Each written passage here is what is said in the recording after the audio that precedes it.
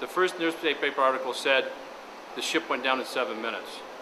Well, a little bit more research, about 4 or 5 days later, there was an article that came out in the Detroit Free Press in the old archives there, and the captain from the Progress stated that it embedded itself in the side midship, just like they said.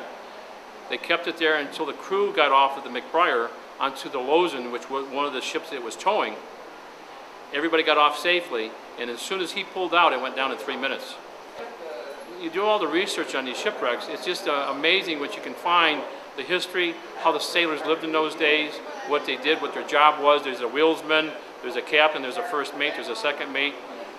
Typically the cooks, they wouldn't count them part of the crew, they would count them as, we'll say, they'd say, oh, a lady so-and-so, a woman, and they wouldn't even mention the name. But the first time I dove the ship was 1979.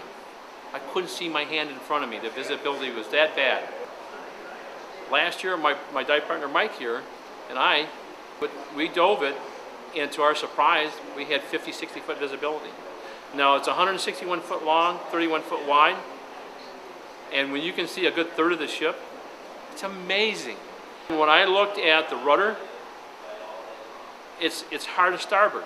So that tells me that at the last minute, they must have seen them, and the wheelsman just went like that, flung it, and it was trying to go like this, get away from it, and that's when it hit it right in the port side. So you kind of put two and two together. And that's when I film that, that's when I tell the story about it, that's a good storyline. I mean, it's a true story.